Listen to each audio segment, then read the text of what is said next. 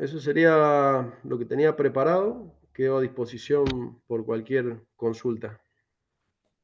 Entonces, adelante, Victorio. Bueno, Juan Pablo, muchas gracias. Muy interesante la exposición, muy clara. La verdad que yo por lo menos entendí, creo, bastante todo lo que explicaste, temas que no conocía por ahí. Así que muy linda, te agradezco.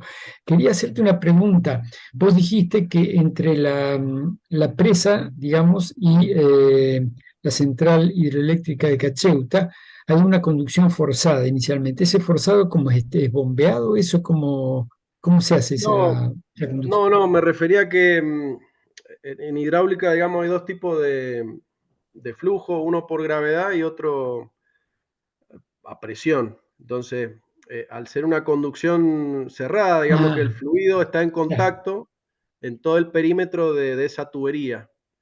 Ah, de acuerdo.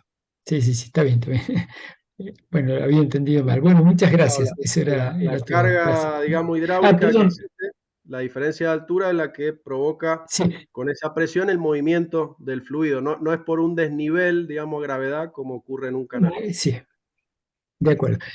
Perdón, ya que tengo el micrófono, digamos, ¿está previsto hacer algún tipo de dragado ahí para poder compensar un poco la pérdida de volumen del embalse? ¿Eso no sé, se hace habitualmente o es No, muy caro? son técnicas de limpieza muy costosas que incluso en algunos casos implica vaciar totalmente el embalse y el flujo, el lucro, perdón, cesante, supera por varias veces, no solo por la no generación de energía, sino por la afectación que tendría en cuanto a la distribución de agua. Por lo cual esa alternativa, digamos, queda automáticamente descartada. Sí se ha evaluado en algún momento la remoción de las partículas. Existen técnicas, algunas con explosivos, otras mediante aspiración, también son muy, muy costosas. Entonces, lo que se decidió, y implican volúmenes de material impresionantes, ¿sí? Miles de metros cúbicos de material. Entonces se optó por hacer un estudio, una modelación hidráulica para determinar cuál era el caudal necesario para movilizar las partículas y en base a eso y a las limitaciones del escurrimiento hacia aguas abajo, hay un montón de edificaciones clandestinas en la ribera del río que no deberían estar.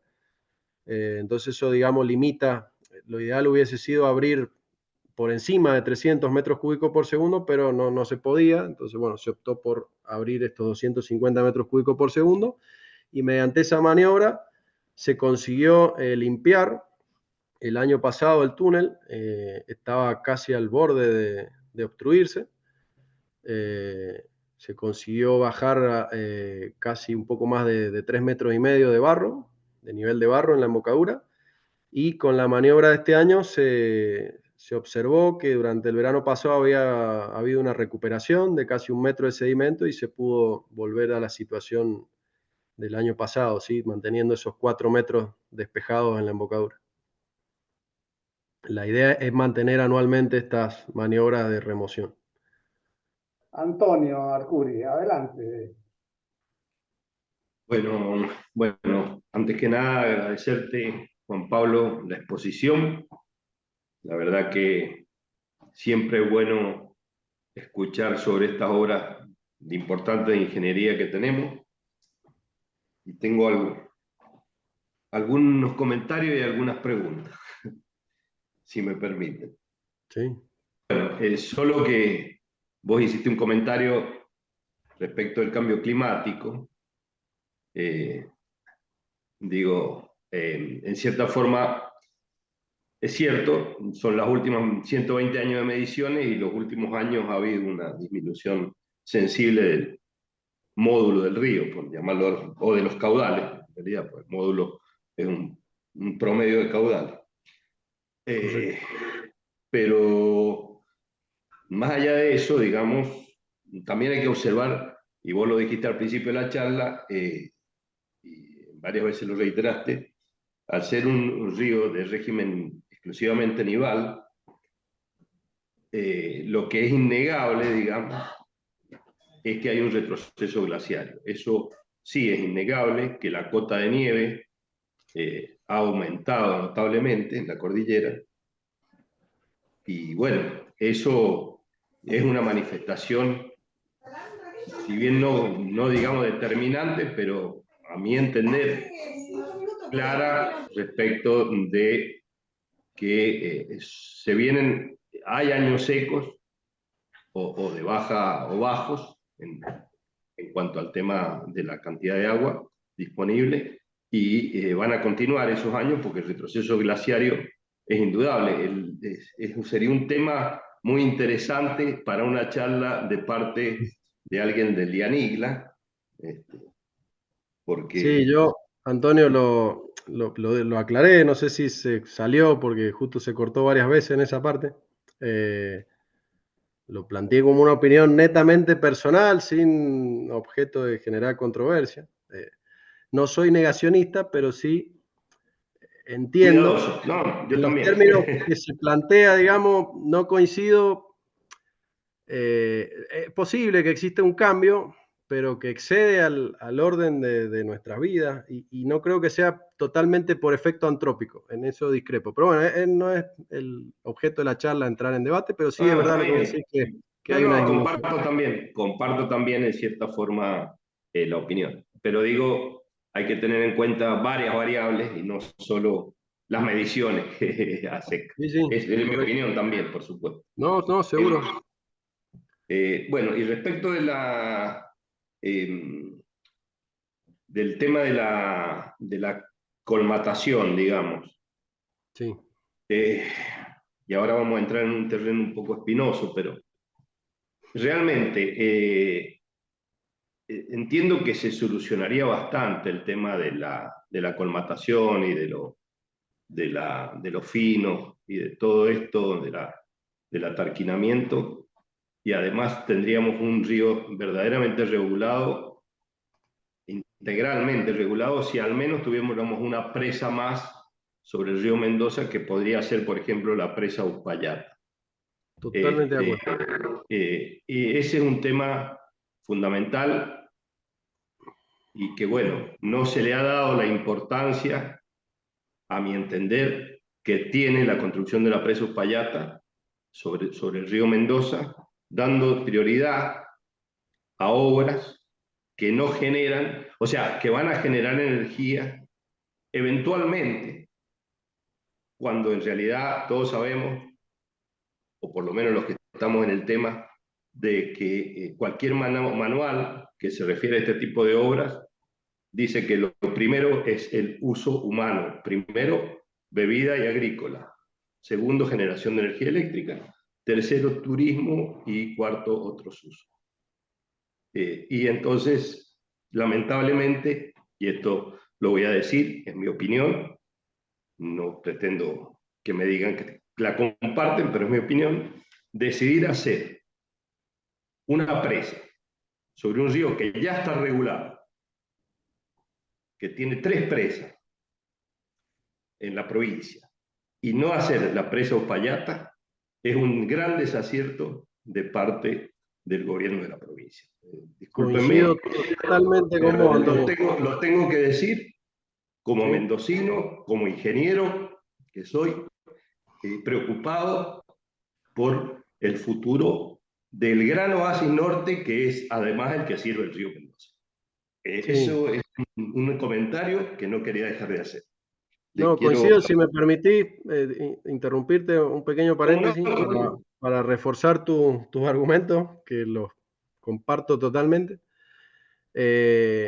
Justamente en el río Mendoza se ha empezado por el final, sí, porque el embalse regulador, que es el que está al final de todas las cadenas de presa, es el que permite compensar esos déficits y superávit de agua, esos desfasajes temporales entre la oferta y la demanda, para el principal uso, como vos bien decías, del recurso.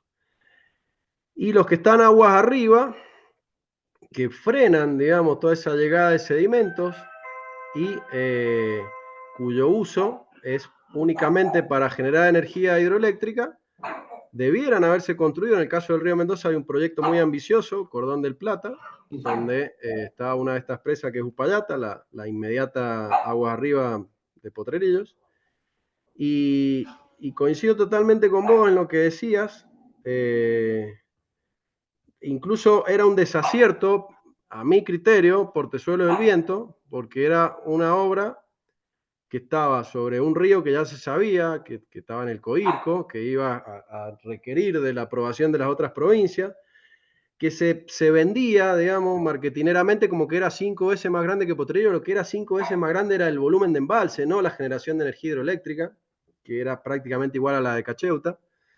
En el caso de Baquiano, que está sobre el río, estaría sobre el río Diamante, también a mi criterio sería un error porque Agua del Toro, Tigre y Reyunos son de concesión nacional. Se estaría poniendo una presa de concesión provincial ahí en el medio, también con muy poca generación de energía en un río que ya está regulado. A mi criterio conviene hacer Uspallata, el costo es prácticamente el mismo, alrededor de 500 millones de dólares, e incluso por trascendido entiendo que no se hace por cierta oposición que existe en la sociedad de Uspallata. Ponen también como excusa el tema de trasladar una ruta. En una obra de esa envergadura, trasladar una ruta o modificar la traza no me parece que incida demasiado en el costo de la obra. O sea que coincido plenamente con vos, la prioridad debería ser Uspallata y no Baquiano ni Portezuelo del Viento. Y bueno, y lo otro sí es una pregunta, ¿no? Vos hablaste de que el sedimento era del orden de los 6 hectómetros cúbicos por año y que actualmente hay 55 hectómetros cúbicos de sedimento, lo cual no me estaría dando la cuenta. En esa apertura de los descargadores de fondo, Sí. digamos, ¿está considerado digamos, la eliminación de ese sedimento excedente, o sea, ese sedimento que me estaría faltando, digamos, si son 6 No, hectómetros cúbicos? lo que ocurre es que han llegado menos de esos 6 hectómetros cúbicos por año. O sea, el aporte de sedimento desde el río Mendoza ha sido mucho menor a lo que se estimaba en los estudios sedimentológicos. E incluso el mayor aporte, el que ha propiciado, digamos, todo este sector de sedimento frente a la embocadura del descargador de fondo, ingresó por el arroyo seco Cacheuta en una tormenta de verano, ¿sí? Una tormenta convectiva de verano, y no por el río Mendoza. Por eso es que no te dan las cuentas. Debería tener todavía más sedimento. Con cada apertura, en realidad lo único que se logra es despejar el sector de la embocadura, o sea, del borde de la embocadura, 5, 10, 20 metros hacia agua arriba y no más, porque después la sección tiende a infinito, la velocidad tiende a cero y se acabó el arrastre. Así que, y permitime que me quedó algo del tema anterior. Sería un error usar el dinero de los mendocinos para obras de generación hidroeléctrica, porque eso redundaría en beneficio para el sistema eléctrico nacional, no para los mendocinos. Sí, bueno, a ver, disculpen la audiencia que entremos en un diálogo, pero me parece que es positivo que decir además que más allá de que, digamos, tenemos la duda de si este cambio climático viene creciendo o no, el tema de la necesidad de disponer de agua para el Oasis Norte, que es el que tiene la gran población en Mendoza, se hace cada vez más necesario, digamos. O sea, entonces estamos preocupados por ver si una familia gasta 200 litros por día más de agua, cuando en realidad el problema pasa por cómo se administra el agua, digamos. De hecho, al ser una única presa, también tenemos el problema de que no tenemos presa compensadora, que si tuviéramos Uspallata podría trabajar como compensadora Potrerillos de Uspallata. En fin, hay un montón de ventajas en hacer esa obra. Así que creo bueno, esta charla ha sido para mí muy importante y espero que para todos los que han asistido también. Yo te agradezco mucho, Juan Pablo. Y les No, agradezco gracias a a todos vos. la paciencia de haber escuchado la disquisición esta que bueno. No, creo que son aportes muy valiosos, Antonio. Y para acotar algo más, para sumar a la... El problema, si bien es cierto, la disminución de caudales, el retroceso de glaciares, etc., el río históricamente nunca ha escurrido menos de 15 metros cúbicos por segundo. 12 creo que es el mínimo histórico en los meses de invierno. Y el caudal de aducción a las plantas potabilizadoras está entre 6 y 8 metros cúbicos por segundo a todos los establecimientos del Gran Mendoza. Bueno, también hay parte del agua que se extrae de pozos. Por lo cual el problema no es la fuente, el problema es la distribución, ¿sí? Y no precisamente el derroche, que sí existe, puede ser que como consumidores de agua necesitemos medirla un poco más, pero el problema está en las redes de distribución, que están totalmente obsoletas, uno lo ve, lo percibe cada día en las calles, hay carteles de Aysán por todos lados, calles rotas, pues las cloacas y las redes de distribución de agua están explotando literalmente. Entonces me parece un poco hipócrita querer, digamos, recaer, echarle la culpa a la población, echarle la culpa al cambio climático, por eso que también me vuelvo un poco en contra de eso, cuando la culpa es del que está administrando y gestionando y distribuyendo el recurso, ¿no? También se dice que el 30% del agua se usa para consumo, es una falacia, eso es mentira. Existe una consigna mínima de agua de 15 metros cúbicos por segundo, pero porque eso es necesario, primero porque parte del agua se infiltra en el trayecto del río y después para refrigerar la central térmica, la central Puerto Mendoza. No toda esa agua va a consumo humano. Entonces hay que decir las cosas como son y no mentirle a la gente. Nada más. Disculpen el comentario. Iba a hacer una acotación respecto del recurso hídrico para riego en cuanto a su mala gestión, digamos, pésima gestión. Sí, y tenemos el riego a manto después, que es súper ineficiente. Claro, riego a manto, dentro y fuera tenemos un montón de canales sin revestir, en fin. Bueno, pero seguramente Mabel va a hablar de eso, así que Sí. gracias, bajo la mano. Bueno, pero muy interesante lo que dijiste, Antonio, y hemos estado trabajando en un equipo técnico exactamente el tema, y el Baqueano, que realmente no hace falta y que es mucho más importante otras obras. También comentamos ahí, muy preocupados por el tema agua, que Potrerillos, cuando se construye, tenía pensado 3 o 4, ¿no es cierto?, tomas más arriba para energía eléctrica. Yo quería preguntarle, Juan Pablo, si vos conocías el tema y si está todavía en carpeta esa posibilidad o directamente se ha descartado.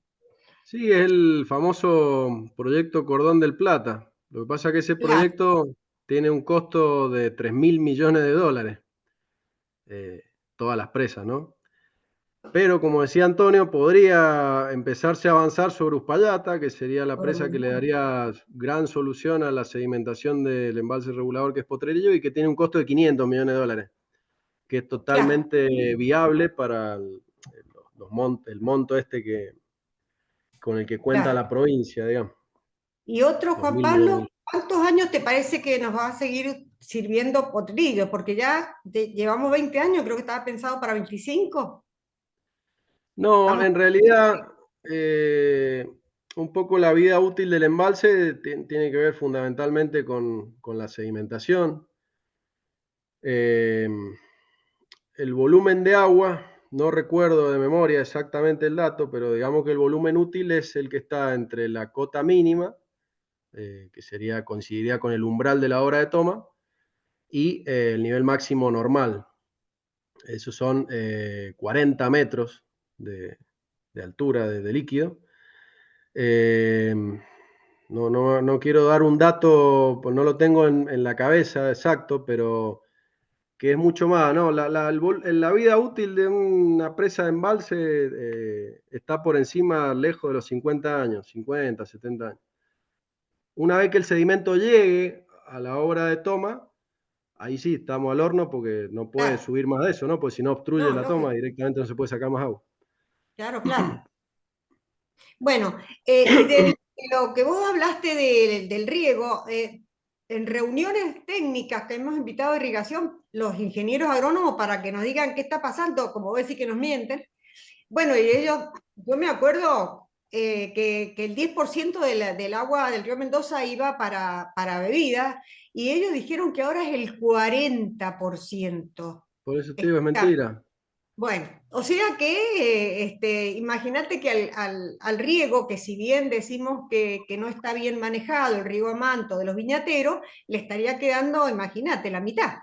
Que efectivamente les llega a la mitad y que no les alcanza para el riego a manto, entonces tenemos que empezar en otros sistemas, pero no solamente le podemos decir, miren, ¿por qué no empiezan con el goteo? A ver, para empezar con el goteo se necesita infraestructura, conocimiento, capacitación, decisión, cambio de variedad, ya que estamos hablando del cambio climático. O sea que es un tema muy complejo. Igual lo estamos pensando, porque hay que hacerlo.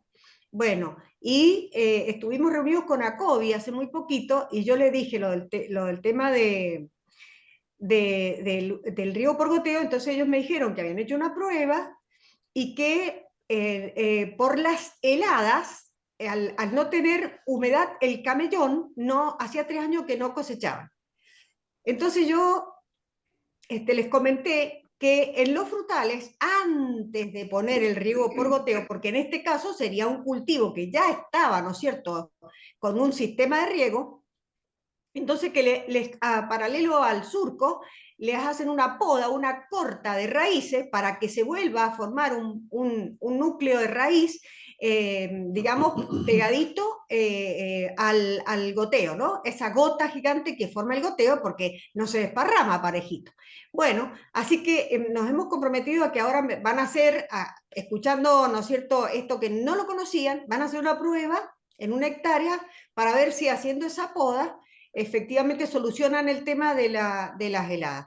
Pero esto es un modelito, digamos, un ejemplito de lo mucho que hay que trabajar para que realmente se haga eficiente el agua.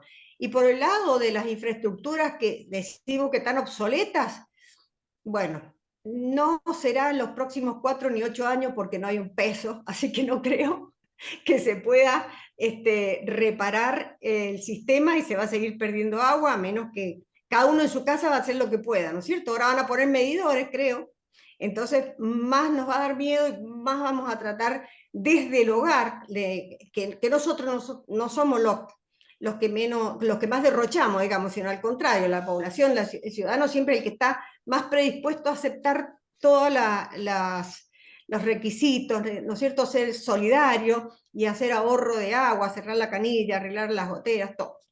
Pero te digo una cosa para que no te pongas tan triste, Juan Pablo. El que estén rotas las cañerías permite la supervivencia del arbolado urbano. Así que, por lo menos, mientras que eso suceda, vamos a tener árboles.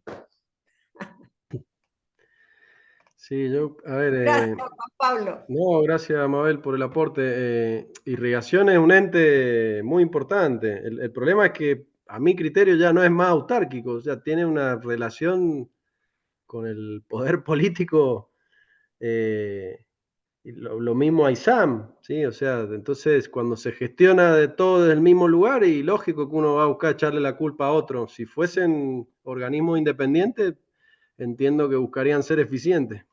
Adolfo, vos. Así que adelante, Sí, Adolfo. bueno, gracias Luis. Juan Pablo, brillante tu exposición, una clase magistral realmente. Gracias. Hemos podido aprender mucho y me pareció a mí muy importante todo el tema que enfocaste sobre la seguridad sísmica que ofrece la presa y que mucha gente en reuniones familiares y demás manifiesta esos temores, ¿no? Así que en eso me parece que ha sido un importante aporte el tuyo. Bueno, la otra parte de la pregunta tenía mucho que ver con el tema de la presa de Uspallata, en el sentido de que cuánto más eficiente podría ser Potrerillos con una presa en Uspallata, ¿no? Si eso lo han medido, lo han calculado o no. Y si es que es así el efecto, ¿no? Mira, por lo menos desde la concesionaria no lo hemos cuantificado ese efecto.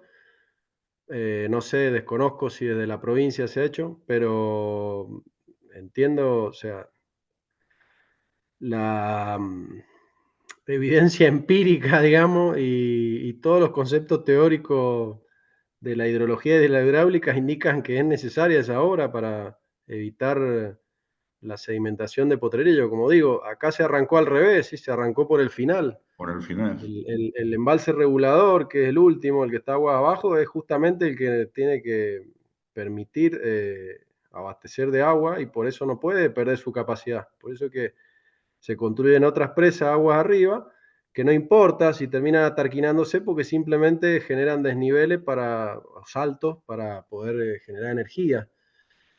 Entonces es muy importante ir avanzando a tener totalmente aprovechado el río Mendoza, que es, a mi entender, el más importante de la provincia por lo que representa para el Oasis Norte, que es donde se concentra más de la mitad de la población de la provincia. En vez de avanzar sobre proyectos en lugares muy lejanos o en ríos que ya están prácticamente aprovechados en su totalidad.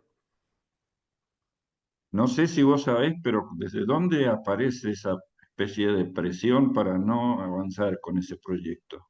¿Cuál es alguna razón debe haber ahí, más allá de intereses Mirá, probablemente políticos? no a ver, por trascendidos que me llegaron, responde a una presión de, no sé si ambientalista o parte de alguna minoría, digamos, que habita Uspallata y que no quiere que se construya el embalse. Ah. Como siempre. Muchas gracias, Juan Pablo. Brillante tu exposición. Bueno, gracias, Adolfo, y gracias, Juan Pablo. Vamos a darle lugar a México ahora, para que evacúen su inquietud. Adelante, Roberto. Mi inquietud es muy sencilla. No hablaste por ahí nada, Juan Pablo, de la parte geológica. Para mí es lo más importante, ¿sí? Al menos yo como geólogo, para mí es lo más importante en todos aspectos en la construcción de una presa, ¿sí? Sí. Y sobre todo lo que comentaban del aporte de los sedimentos. Va a depender mucho de la parte geológica, por supuesto, por el intemperismo de las rocas. Entonces, la cuenca, ¿en qué rocas está? ¿En qué tipo de rocas? Son rocas sedimentarias, rocas volcánicas, rocas metamórficas, porque el intemperismo es muy diferente en cada una de ellas. Entonces, según eso, el volumen de sedimentos que va a aportar toda la parte de rocas, pues depende del tipo de rocas que tengas en la cuenca. ¿Sí? Sí, Y la otra, principalmente. sí, perdón. Y la Sí, otra no parte, soy. perdón, y la otra parte Juan. es en qué está desplantada la cortina. También eso es lo más importante. Bien, bueno, no soy especialista en geología, No, pero la parte civil debe de conocer este tipo sí, de sí, rocas. principalmente son rocas sedimentarias. Y como dije, en el sector donde está implantada la presa, toda esa formación rocosa se denomina el macizo Cacheuta y una roca de muy mala calidad. Por eso que se hizo un muro colado, se inyectaron las laderas, se aplicó una cortina de drenaje, una roca muy permeable. Son calizas, Sí, fracturadas. exactamente. Y la otra parte que aporta, pues seguramente deben ser lutita, la parte arcillo calcárea de las rocas sedimentarias. Por eso hay tanto aporte de sedimentos finos. Bueno, Muchas gracias y gracias, excelente Roberto. presentación. Gracias por tu participación. Es interesante lo que vos decías, porque eso también da una idea de que todos los trabajos que se han hecho se han tenido todas las precauciones del caso. Bueno, no sé si hay alguna otra pregunta por alguno de los participantes. Ya estamos llegando a la última hora de que nos ofrece la facultad, no sé, el Zoom de la facultad.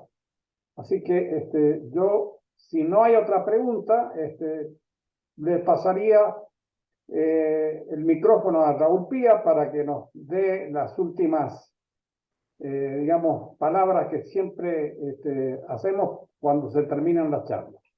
Adelante, Raúl. Bueno, gracias. Y empiezo con los agradecimientos.